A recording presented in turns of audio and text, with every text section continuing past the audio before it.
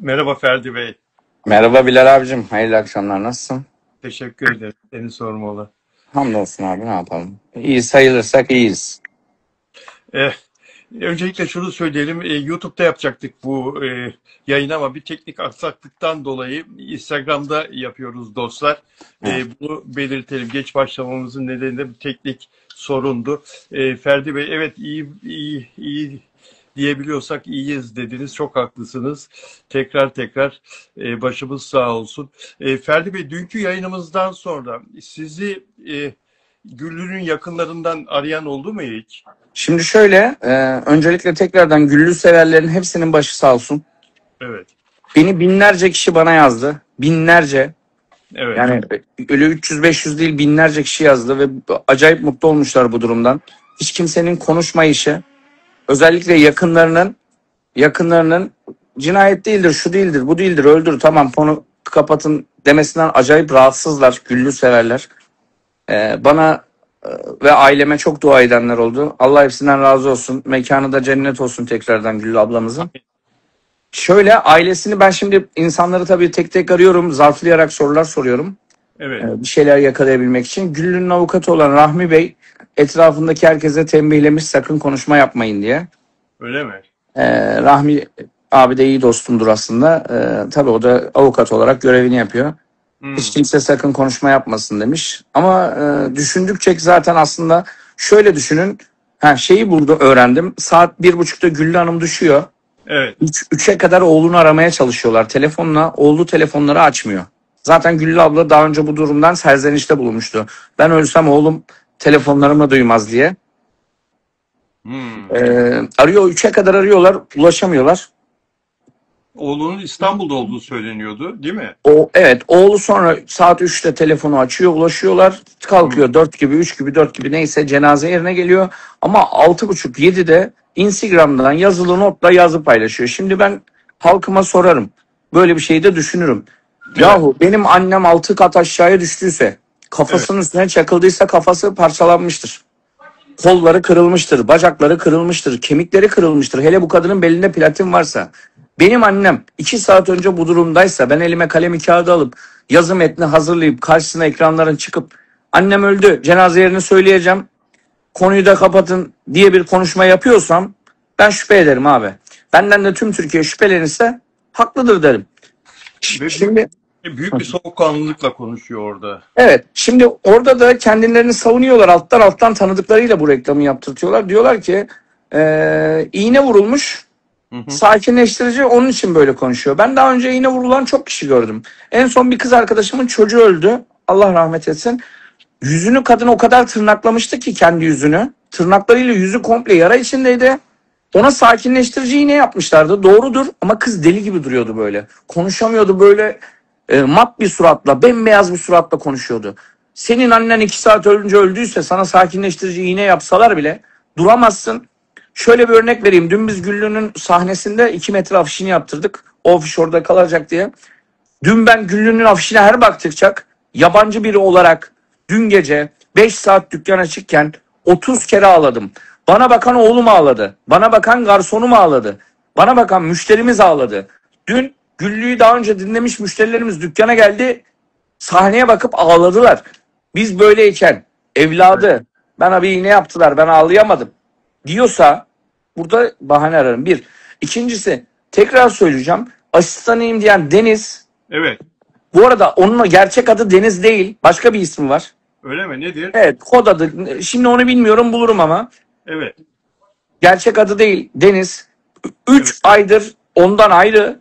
Ama bunu söylemekten bile, bir televizyon programında söylemekten bile aciz.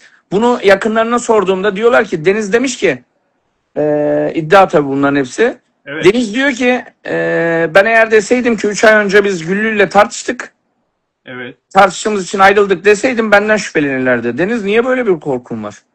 Benim hiçbir şeyden korkum yok. Mesela bana şey diyenler oluyor. En az 100 kişi annesini öldüren ya da birini öldüren insanlar sana da bir şey yapabilirler. Sen böyle konuşuyorsun. Bak, tam belki de konu kapanacaktı. Senin bu konuşmaların yüzünden olaylar daha gitgide durmadan basın vesaire yayınlamaya başladı. Evet. Binlerce halk paylaşmaya, daha da paylaşmaya başladı. Mesela ilk zamanlar Güllü öldü, Allah rahmet etsin paylaşımları vardı. Şimdi Güllü katledildi paylaşımları var. Çünkü biz dün canlı yayın yaptıktan sonra milyonlarca kişi bunun farkında oldu. Güllü abla, Değerli kardeşim Ferdi Aydın, eyvallah abi. e, Deniz konusunu açmışken hemen sormak istiyorum. Asistanı Deniz ne kadar zamandır onunla çalışıyordu?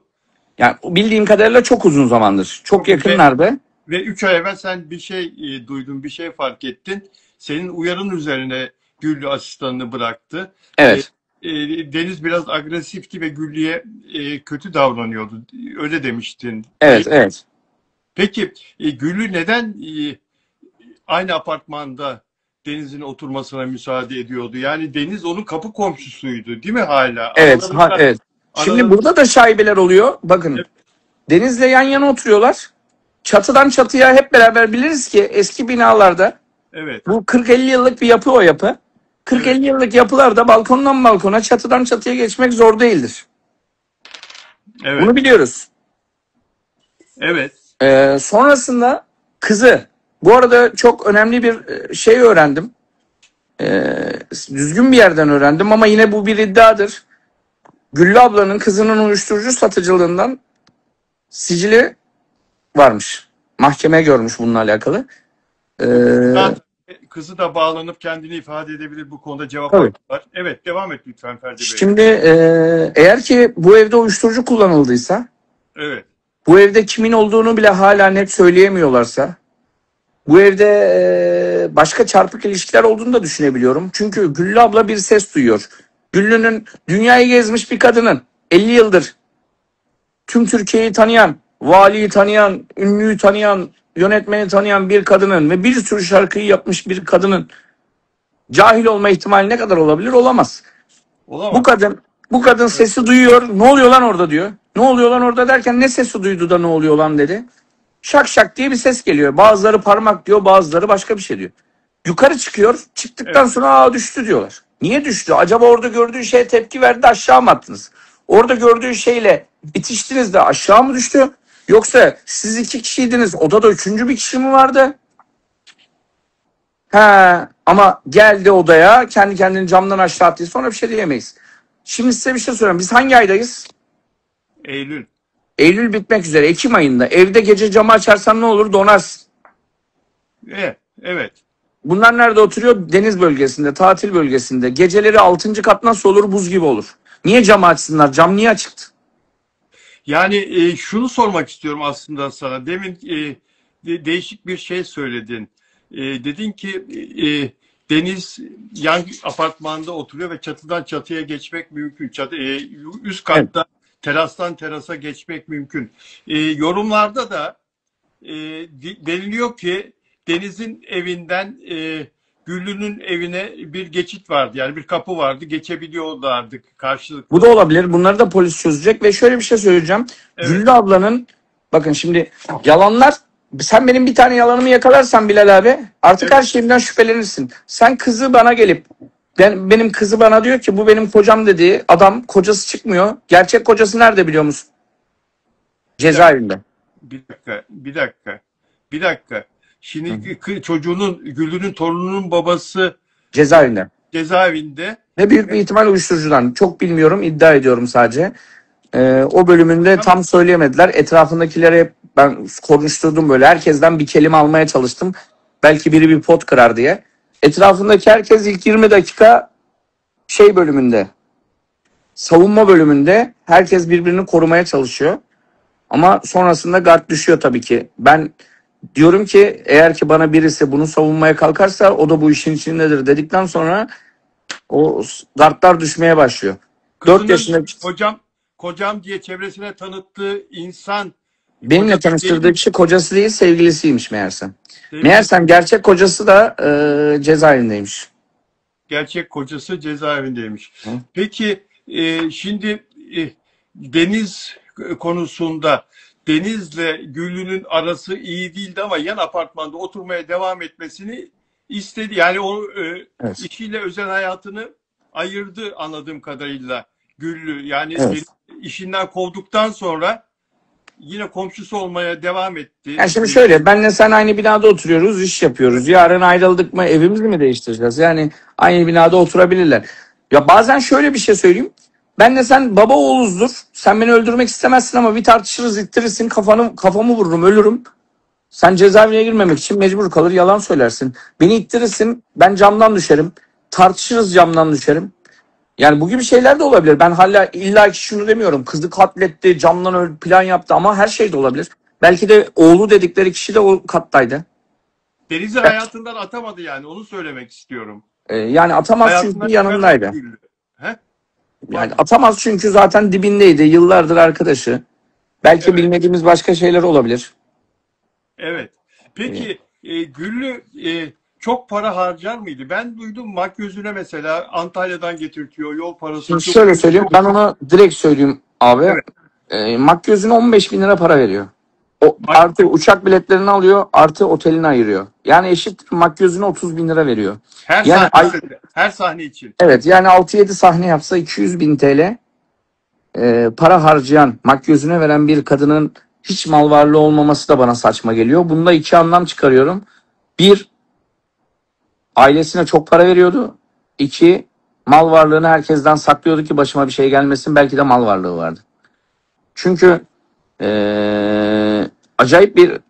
Ya ben Güllü ablanın 2 sahneye bir yerden İstanbul dışından 1,5 milyon lira para aldığını gördüm. Yani 2 saat şarkı söyleyip 1,5 milyon TL alan bir kadının 2 sahneden mi? 2 ayrı 2 sahne. sahneyi peşin yolluyorlar. 4 sahneyi Evet. peşin Evet. yolluyorlar. Onun Çok için hani bir para yani. tabii ya, zaten Türkiye'de biliyorsunuz birçok sanatçı bu paraları kazanıyor. Yani Güllü o kadar çok öne çıkmıyordu. O dediğin sanatçılar her gün magazinde. hayır, şöyle, Güllü niye magazinlere çıkmıyor? Dikkat ediyorsanız arabeskçiler çok çıkmaz. Yaş itibariyle de çıkmaz. Genç popçu olsaydı, rapçi olsaydı durmadan çıkardı ama atıyorum Cengiz Kurtoğlu da çok çıkmaz. Hakan Altun da belki çok çıkmaz. Ama Güllü gerçekten iyi bir sesti. Deli gibi hayranları vardı. Gerçekten Tabii canım. Tabii. e, ya nasıl sahneye çıktığında 300 kişinin 200'ünün ağladığına şahidim. Peçete dağıtıyoruz içeride biz. Herkes ağlıyor. Elindeyim işte oyuncak gibi, bilmeyen yoktur. Yani sabah olmadan bilmeyen yoktur. Yani ve daha nice şarkıları var. Güllü'nün müşteri profilini söyler misin lütfen? Abi hep üst segmentte. Ben Güllü sahneye çıktığında öyle insanlarla tanıştım ki hep üst segment. Yani üst segment derken iş adamından bahsetmiyorum. Yani ben bir kadının Güllü'yle fotoğraf çektirmek için 50 bin TL bahşiş vermeye çalıştığını gördüm. Dükkanımdaki Taksim gibi yerde. Yani Biliyorsun sen 50 tabii, bin tabii. lira. Evet, Ya biz bu Güllü'nün Jennifer yanına... Lopez'de duyduk geçtiğimiz günlerde Antalya'ya konsere geldiğinde. Bu Jennifer Lopez'de fotoğraf çektirmek için insanların yüz binlerce lira bizim paramızla para vermeye hazır olduğunu verdiğini duyduk. 50 bin Abi lira. şimdi rakamlar, bugün Hav Hav diye bir şarkı söylüyor adam, biliyorsunuz. Biliyorum. Şimdi 1,5 milyon lira o adamın şu an sahne fiyatı. 4 ay önce 800 bin liraydı, 1,5 milyon. Ayda 25 gün sahne yapıyor, 40 trilyon. Artık sanatçılar için 300 bin, 200 bin, 100 bin, 500 bin para değil ki. Şu an Level C5 gibi bir adam senede 500 trilyon kazanıyor. Onun için yani Güllü'nün hiçbir şey olmamasına inanmıyorum. Belki de etrafındakilerden çekiniyordu, çok borç istemesinler diye. Ya malı mülkü var, ya bunlara para yetiştiremiyordu. Giydiğini bir daha giymiyormuş öyle mi? Sahne kostümünü 15 Abi şöyle bin lira- söyleyeyim. Hiçbir sahnesinde Evet. hiçbir sahnesinde ikinci kıyafeti giymez. Ona verdiği 15-20 bin lira para o zaman 15, 20, 30, 40 veriyor. o kostümü ne yapıyor? Götürüyor. Ne yapıyor bilmiyorum yani. Evinde saklıyor olabilir. Başka bir yerde deposu olabilir. Evet. Belki ikinci el olarak satıyor olabilir. Bilmiyorum. Yalan atmayayım. Bilmediğim konularda yalan atmayayım ki size de kendimi de mahcup etmeyeyim. Ben bildiğim şeyler hakkında konuşuyorum. Oğluyla 50 sahne yaptıysak, oğlunu ben bir kere görmediysem burada bir sorun var yani. Sen bir evlatsan, annen 60 yaşında sahneye çıkıyorsa, alkol sorunu varsa onun yanından, affedersin, eğer sen de işsiz güçsüz ya da 50 bin lira maaşa çalışan bir adamsın, oğlunun götünden ayrılmazsın. Annenin dersin ki aman başına bir şey gelmesin, ben annemin yanında durayım, arabasını kullanayım. Yeri geliyordu kadın burada koltukta uyuyakalıyordu. Sen neredeydin? 50 sahne biz seninle tanışmadık bile. Demek ki kopuk bir evlattın. O zaman ben senden şüphe edebilirim. Bana da sakın kimse kızmasın. Ben evladımdan da şüphe ederim. Yani burada kimin evlat olduğu şaibeli. Yani bana insanlar diyor ki bence sen daha çok evladısın diyor. Şu anda ben evladı kadar üzüldüğüme eminim. Eğer ki evlatlarıysa benim Güllü ablada alacağım var işin açıkçası. Öldü söyleyeyim. Eğer katil evlatlarıysa haciz işlemi başlatacağım. Ve alacağım para büyük bir para. 5 milyonun üzerinde. Eğer Öyle ki mi? evet ben o 5 milyon TL'yi alıp 5 milyon TL'yi alıp Şehitler Vakfı'na ve Çocuk Esirgeme Kurumu'na bağış yapacağım. Burada da siz de şahit olun. Ama eğer ki eceliyle ölmüşse, Allah'ın rahmetine gitmişse hiçbir şekilde hakkım helaldir. Hiçbir şekilde 1 lira alacağım yoktur. Bana yakışan onun adına bir dua okutup yüzlerce kişiye yemek vermektir. Öbür türlü de hakkımı alıp Şehitler Vakfı'na bağış yapacağım. Nereden o borç Ferdi Bey? Onu ne diye istemişiz Ya siz? şöyle ticaret yapıyorduk. Evini tadilat yapıyordu. İstedi. Ne bileyim işte vesaire vesaire. Ev aldım dedi istedi. İşte bir şeyler. Aramızda da iyi bir diyalog vardı. Evet, Maddi durumum da güzel Allah'a çok şükür. Onun için evet. öyle bir sıkıntımız yok. Parayla alakalı bir sıkıntımız yok. Onun için diyalogumuz da iyiydi. Hatta bana 3 gün önce bir daha para istedi. Dedi ki korkma oğlum ölmeden paraları ödeyeceğim sana falan. Dedim abla Allah sana uzun ömür versin. Böyle şeyleri söyleme bile. 3 gün önce Böyle bir şey istediği olmaz. parayı biliyorum. Bana bir yazışmanızı atmıştın. Orada Evet. tesadüfen o yazıyı da okudum. Bir 100 bin lira istiyordu senden. E, Evet. oydu galiba. Peki 100 istedi. Hı. öbür dediğim para büyük bir para tabii. O Ya 5 hep milyon lira. 250 istedi, 150 istedi. Yani belki 5'in de üzerinde olabilir. Ama Evet, onun diyalogumuz çok iyi. aranızda bir sözleşme bir şey var mıydı? Bir senet, sepet bir şey var mıydı? Yok yok yapmadım. Çünkü öyle bir şey Güllü ablanın dürüst bir kadın olduğunu biliyorum. Öyle. Bu Evet. arada birisi demiş ki otopsi raporu çıkmış. Neden hala cinayet diyorsunuz? Hemen onu Öğretmen okuyayım. bayan diye Hemen, biri. hemen onu okuyorum. Bir San- saniye. Hemen onu okuyorum. Otopside derin kırıklar ilk bulguya göre ve buna bağlı iç kanamalar vücudunda yüksekten düşme dışında herhangi bir darp ve cebir izi yok.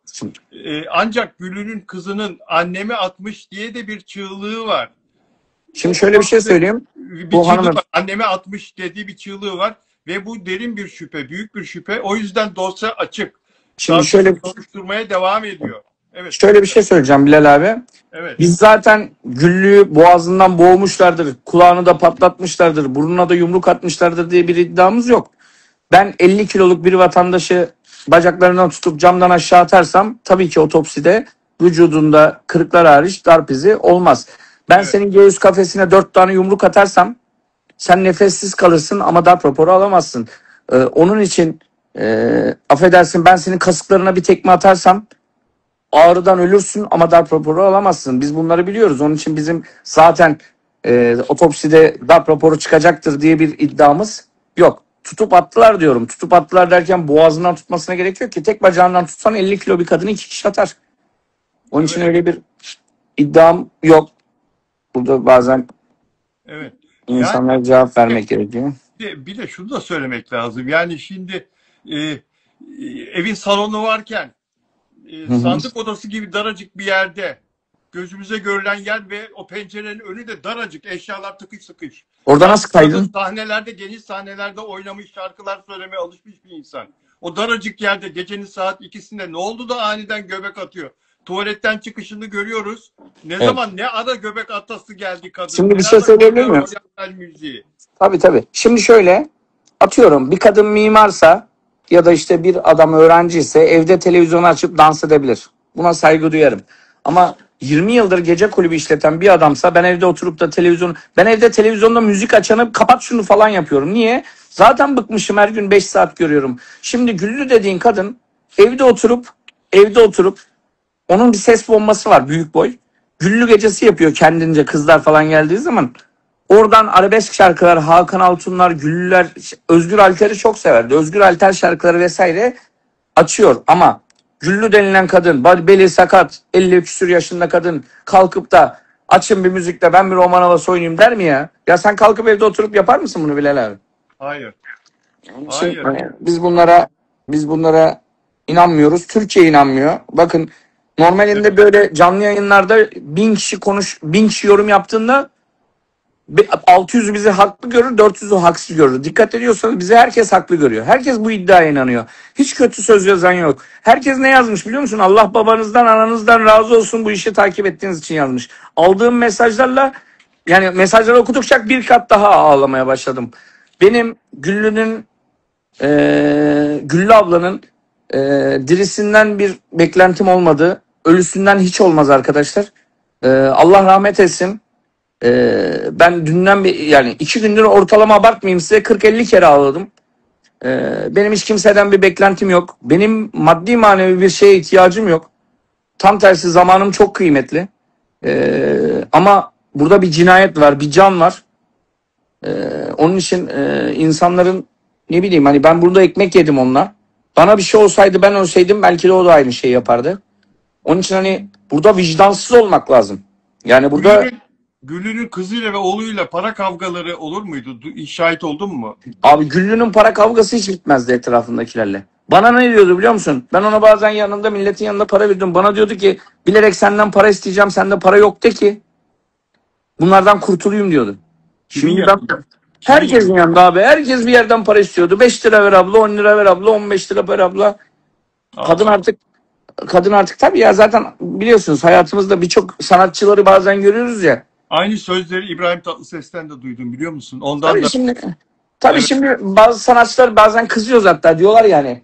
Ya adam mesela bir arkadaşım atıyorum. Adam bir milletvekili oluyor. Binlerce arkadaşı mesaj atıyor. Ya bizim çocuğu işe soksana örnek veriyorum. Adam bir sanatçı oluyor. Ee, adama durmadan herkes bir şey söylüyor. Borç versene şunu yapsana bunu yapsana. Şurada arkadaşın mekanı var çıksana gelsene şu kebapçıya hava atsana. Onun için Güllü ablanın da böyle sıkıntıları çok fazla vardı. Ama o biraz daha içli dışlıydı. İnsanlarla kıramıyordu da 5.000 lira yok diyemiyordu. Onun için ben malını mülkünü bile sakladığını düşünüyorum. Çünkü şey diyorlar Güllü'nün 2 tane 3 tane dairesi varmış. Abi saçma geliyor bana 35 yılda. Size de saçma geliyordur. Tabii tabii. 35 yıl. Bu arada o 3 tane daireyi toplasan İstanbul'da bir tane 2+1 ev alamıyorsun. Yani bana saçma geliyor. Benim yanımda çalışan şef garsonun evi var anasını satayım. Yani nasıl Güllü'nün olmaz? Evet. 750 bin liraya bir saat çalışan bir adamın evinin olmama ihtimali nedir sizce? Bu Yani evde annesinden kalmış yani. yani peki Güllü'nün kızıyla arası nasıldı? Kızıyla arası nasıldı? Kızıyla sürekli tabii gel git. Torunundan ötürü sık sık Hmm. görüşüyordu. Torununu çok seviyordu onu biliyorum. Ama çocuklarıyla çok iyi değildi. Hmm. Yani tabii evlattır abi. Evlat da şimdi kızını oğlunu da çok kötülemeyeyim. Evlat her türlü tabii ki anneyi seviyordur ama bazen menfaatler girince, bazen kafalar ayık olmayınca her şey olabilir. Belki de ben bir daha söyleyeceğim Allah katına çünkü biz gece kulübü işletiyorum ama Allah inancımız çok fazla. Hani derler ya kirimiz çok da Elhamdülillah. sabunumuz da çok. Yani Allah da affetsin eğer iftira atıyorsam, şaibeli, şüpheli düşünüyorsam, Evet. günahları yoksa Allah da affetsin ama ya günahları varsa diye de düşünüyorum. Ben zaten bunlar katil tutuklansın öldürülsün demiyorum. Katili kimse bulunsun çünkü kadın yukarı çıkarken ne oluyor orada diyor. Evet. Yukarı dediğin 2 kat orası bir çıkma kat var. Odaya girerken pardon özür Oraya dilerim. girerken. Ha, Evet. diyor ki ne oluyor orada? Ne oluyor orada da ne olabilir? Ne oluyor da gitti camdan mı attı kendini? Aa ne oluyor dur bakayım dedi. Aa siz bir şey gördüm dedi kendini mi attı? Gördü bir şeyi ve attılar. Eve hırsız girdiğinde abi şöyle düşün senin oturma odana hırsız girdi. Sen de Evet. yatak odasından çıktın oturma odasına geldin. Ne oluyor lan burada dediğinde ne olur? Hırsız ya kaçar ya seni vurur. Evet. Ya saldırır ya kaçar. Evet 2 ihtimal var onun için 3. bir ihtimal yok. Ben zaten boy itibariyle olsun ben camın olduğu yere yani ben şöyle söyleyeyim benim yatak odamda cam var ben o camın kenarına gidip de böyle dayandığım hiç olmadı yani öyle diyeyim. Gecenin ikisinde kafam güzelken alçak olduğunu bildiğim cama gidip de kendimi aşağı sarkıtmam yani manyak olmak lazım. Manyak olmak lazım. Yani Doğru söylüyorsun. Kız bir yakını bana dedi ki Güllü bir çok öfkelendiği bir zaman torunumu alıp gitmeyi düşünüyorum. Başımı alıp torunumla gitmeyi düşünüyorum. doğru. Torunumu alıp gideceğim hatta ülke değiştirmek ben de yurt dışına yerleşeceğim nasip olursa. Abla Dubai ya da Miami'ye yerleşeceğim falan diyordum. O da şey diyordu. Ben de torunumu alıp gitmeyi düşünüyorum vesaire vesaire. Biraz büyüse de hani bana arkadaş gibi olsa. Annemin ölümünden sonra işte torunum çok iyi geldi bu vesaire vesaire. Ama dediğim gibi uyuşturucu diye bir gerçek var. Uyuşturucu içince adam kendini kesiyor. Annesini atmayacak diye bir kaydı yok. Binlerce cinayet dosyası var ve annesini kesiyor. Belki de kızından şüpheleniyoruz ama evde belki gizli biri vardı. Belki hırsızdı. Hırsız onu tuttu aşağı attı saklandı. Onlar da annesi düştü diye aşağı kaçtı, hırsız da çaktırmadan yanından çıktı gitti. O da bir galip. Çünkü biliyorsun ki insan psikolojisinde şöyle bir şey var abi. Ben gidip bir lokantada oturup yemek yersem benden belki bahşiş beklemeyebilirler. Ama atıyorum ünlü biri gidip oturduğunda çok bahşiş bekliyorlar. Çünkü o ünlünün evinde para var zanneden birileri de olmuş olabilir. Belki evde bir hırsız vardır. Değil mi? Belki yan komşusu hırsızlığa girdi. Belki asistanı girdi. Belki kardeşi, belki oğlu. Yani daha önce bunun binlerce örneği var. Çocuğun biri Küçükçekmece'de 12 yaşındaydı. Yıllar önce babaannesinin evine hırsızlığa giriyor. Babaannesi de evde hırsız var zannediyor. Ne oluyor orada diyor. Çocuk 12 yaşındaki çocuk babaannesini 80 yerinden bıçaklıyor. 100 lira için. Vay vay vay vay. Araştırdılar. Kim yapmış? 12 yaşındaki torunu. Tahmin eder misin? Peki sana bir şey söyleyeceğim. Türkiye'nin en büyük kabadayısı. Evet. Gelmiş geçmiş. Sultan Demircan. Biliyorsunuz. Evet, evet. Dede Sultan derler. Tayyip Erdoğan'ın bile futbolcuyu çuvala koyup kaçıran adam. Kim öldürdü biliyor musunuz siz? 7 yaşındaki yeğeni öldürdü. Türkiye'nin en büyük kabadayısını 7 yaşındaki yeğeni öldürdüyse demek ki bu ülkede herkes herkesi öldürebilir. Öz yeğeni öldürdü. Oğlu da öldürebilir, kızı da öldürebilir, biri de öldürebilir. Onun için ben her şeyden şüphelenirim. Eğer ki ben bunu abla diyorsam, gerçekten abla demişsem, para kazanmak için değil. Bak ben düğünüme Güllü ablayı çağırmadım. Dedi ki bana, ya Ferdi beni niye düğününe çağırmadın? Dedim ki abla sen Güllüsün. Ben seni düğünüme çağırıp gel bedava şarkı mı söylüyor diyecektim. Ulan dedi ne ince detayları düşünüyorsun. Ben ince detayları düşünüyorum abi. Onun için hani ben Güllü'den iş yaptım abla diyordum diye değil. Biz abla deyince böyle abla diyoruz. E, eğer ki katili yoksa devlet araştırır. Katili yoksa bana düşecek şey 300 kişilik bir dükkanımız var. 300 tane garibanı çağırırım, yemek veririm. Güllü ablama dua okuturum. Mezarına gider dua ederim. Ama ki katili evlatları çıkarsa o zaman da hak yerini bulmuş olur. Bu kadar insanla belki bir küçük dua alabilirsek nasip olur. Başka bir şey beklentimiz yok yani. İşte şu olsun bu olsun falan filan bizim öyle bir beklentimiz yok. Bizim Yanındaki kızının yanındaki diğer arkadaşı kim belli bile değil. Mezarlığa da gelmedi zaten. cenazeye de katılmamış. Evet, onunla ilgili bir şey duydun mu? Arkadaşın ismi Sultan'mış bu arada. Arkadaşının mı? Yok bilmiyorum. Ne Şöyle bir kişi daha şey yazmış. Çelik kapıyı yaptırdı falan. Çelik kapıyı tadilat olduğu için yaptırdı arkadaşlar. Onunla hiç boş boşuna şey yapmayalım. Ondan sonra.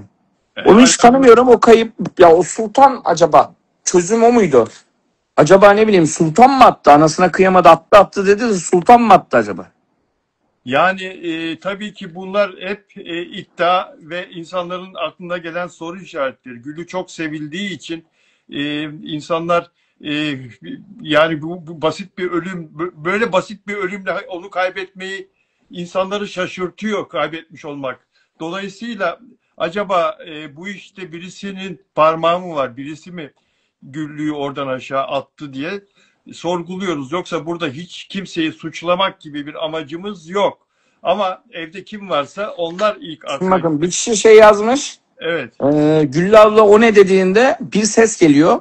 Esrar sesi geliyor.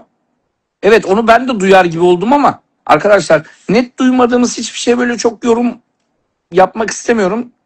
Çünkü hani net duyamıyoruz. Onun polis büyük bir ihtimal onların sistemi vardır. O kamera kayıtlarını net duyacak şekle getireceklerdir. Onun için hani ben derken içe çekme sesi mi? Nasıl şimdi şöyle Güllü abla yukarı çıkarken bu ne lan diyor yukarıda şey odada. Bu ne lan dediğinde esrar diyorlar. Ha, esrar diyorlar.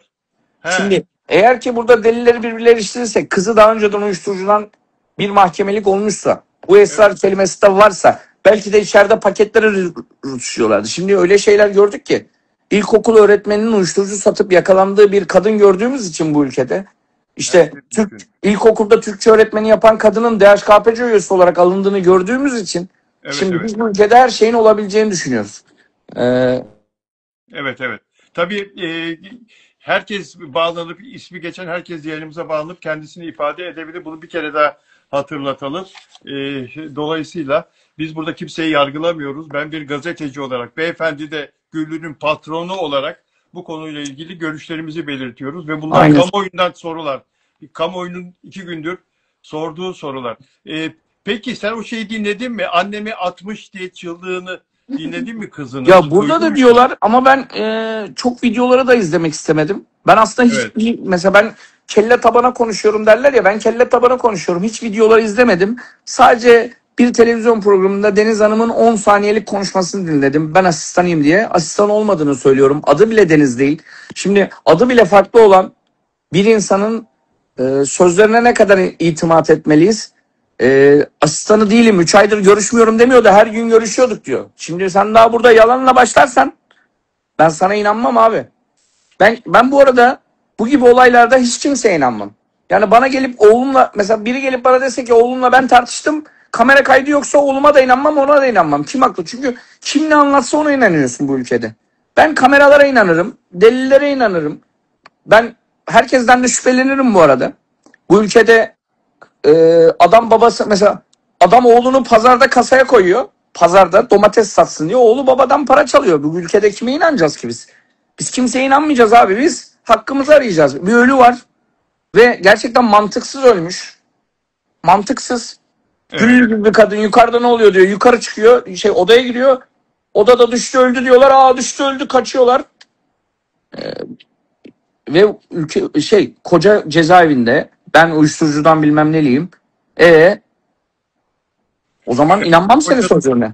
yayınımıza yeni bağlananlar için Ferdi Bey, Güllü'nün patronu, kızının gerçek kocasının cezaevinde olduğunu söyledi yayınımızın başında ve Hı. Güllü'nün kocam diye tanıttığı kişinin kocası olmadığını, Güllü'nün kızının kocam diye tanıttığı kişinin kocası olmadığını da söyledi. Bunlar da enteresan bilgiler tabii. Tabii. Peki savcılığa gidecek misin Ferdi Aydın? Şimdi şöyle, özellikle avukatımla yarın görüşme, hatta o bana bugün yazılar falan hazırladı. Ferdi abi böyle şeyler paylaş. Evet. Paylaşmadım. Avukatımla özellikle görüşeceğim. Eğer ki ne yapmamız gerekiyorsa onu yapacağız. Savcılık, e, karakol, cinayet masası beni isterse gecenin 3'ünde de evimden alabilir. Ararlarsa da ben giderim. Gönüllü ifade vermeye razıyım. Bana bazen şey diyorlar, yüzlerce kişi yazmış. Ferdi Bey sizi tehdit ederler. Bakın, bir kadını öldüren sizi de öldürür vesaire. Hiç kimseden bir korkumuz yok. Bir Evet. korkumuz Allah'tan var. Eğer buna şahitlik etmezsek bu olaya, eğer böyle bir olaya arkasında durmazsak Allah'tan korkuyoruz. Başka hiçbir şeyden korkumuz yok. Öyle bir çekingenliğimiz de yok. Dediğim gibi Güllü abla bizim canımız. İlk gün tanıştığımızda canım ablam dedim. Çok tatlısın. Bugün de canım ablam diyorum. Ekmek yedik.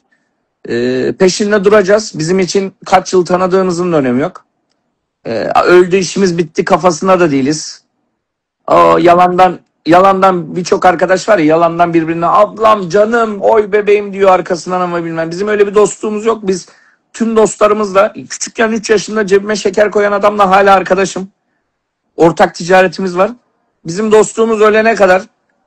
Evet. Güllü abla öldü, ben yine arkasındayım. Eğer ki avukat bana derse ki ben bu dosyaya bakacağım ama bu katili bulacağım, 10 milyon lira ver, 10 milyon daha vereceğim ama bu işin arkasında duracağım.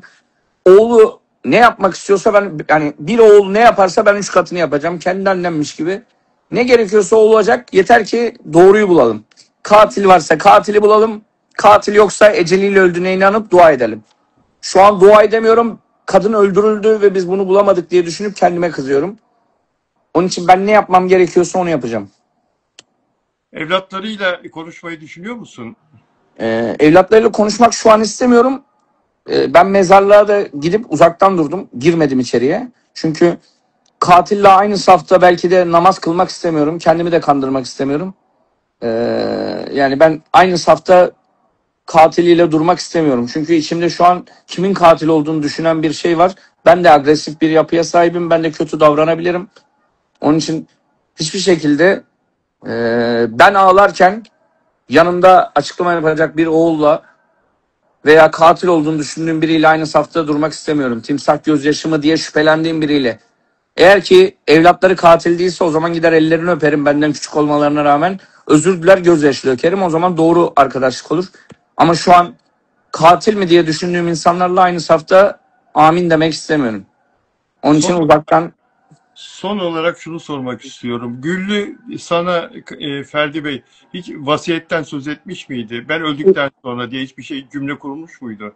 Bu yok, hiç bahsetmedi vallahi. Sadece ölümden korkmuyordu, onu biliyorum. Evet. Yani hep annem öldü, ben de öleceğim, onun yanına gideceğim vesaire. Ama hiç Öyle bir vasiyet vesaire. Ya zaten Rahmi abi onun iyi dostuydu. Rahmi abiyi çok severdi. Rahmi abi evet. de iyi bir Rahmi avukattır. Özkan, Rahmi Çelik. Çelik. Rahmi abi iyi. Rahmi Çelik. Evet. Ha, benim de 15 yıl önce bir dosyama bakmıştı. Allah razı olsun, bizi cezadan kurtardı. Güllü abla da onu çok severdi. O zaten şerefine yakışanı yapacaktır. Yani öyle parayla marayla işi olmaz. O kendine yakışanı yapar. Hı Ee, hı. Yani farkındaysanız bak, 20 yıl gece kulübü işlettik. 20 yıl. Evet. Ne badireler atlattık ama bizim gözlerimiz yaşlı. Bizim gözümüz yaşlıyken oğlu 2 saat sonrasında sabah 6.30'da kağıda yazı yazarsa ben kızarım abi. Şüphelenirim de. Yani biz bu kadar sert dururken biz ağlıyorsak, evlat ağlamıyorsa o zaman şüpheleniriz abi. Doğru bir tane. Çok iyi anlıyorum seni Ferdi Bey. Çok teşekkür ediyorum bu canlı yayın için. Allah razı olsun. Sağ olsun, Allah bir de acını arkasına paylaşın. duran, merak eden, üzülen herkesten Allah razı olsun. Allah senden de razı Bu, olsun. bu iş bir şey meselesi, gurur meselesi derler ya, gurur meselesi. Bu iş bir Müslümanlık meselesi, bir kadın meselesi. Kadının biri öldürülmüş diye de düşünüyoruz. Evet. Yani bu iş e, biri birini öldürdü de dışarıda yarın gezer eğlenirse mutlu olmayız. Onun için eğer ki bir cinayet varsa sahibini bulsun, cezasını çeksin. Evet. Ölümüz de cenazemiz de yerinde rahat uyusun diye düşünüyorum. Nitekim öyle de olacak. Evet. Ha, dilerim ki Allah'tan eceliyle ölmüştür. Birinin öldürdüğünü düşünmek bile istemiyorum. Evet. Peki güzel kardeşim. Çok teşekkür ediyorum Çok sağ ol. tekrar. Tekrar Allah razı olsun abim. senden de Allah razı olsun. Çok sağ olun. Görüşmek üzere, sağ olun. İyi günler. Sağ ol. Evet değerli izleyenler, gördüğünüz gibi Ferdi Bey, Ferdi Aydın çok dolu, çok dolu ve söyledikleri içinde o kadar da gerçekçi konular var ki, o kadar da insanın kafasındaki soru işaretleriyle örtüşen cümleler kuruyor ki kendisi bir an önce bu problemin, bu meselenin, bu konunun aydınlatılmasını diliyoruz. İnşallah devletimizin polisi, adli makamları gerekeni bir an önce yaparlar ve Güllü neden vefat etti? Olayın arkasında başka bir şey mi var? Cinayete mi kurban gitti yoksa kazayla mı düştü oradan? Her şey ortaya çıkar. İnşallah bir an önce. Dileğimiz bu. Allah tekrar rahmet eylesin. Yakınlarına tekrar başsağlığı dileyelim. Başka da söyleyecek bir şey yok. Beni izlediğiniz için çok teşekkür ediyorum dostlar. Biraz sonra YouTube kanalımda magazin canlı yayını yapacağım. Sevgili Onur Akay'la birlikte olacağız. Ve Güllü'nün cenazesine ünlülerden niye sadece 3 kişi katıldı? Neden sadece 3 kişi katıldı? Ünlüler için vefa sadece bir semtin adı mı? Bu konuyu konuşacağız. Görüşmek üzere. Oraya bekliyorum. Sevgiyle.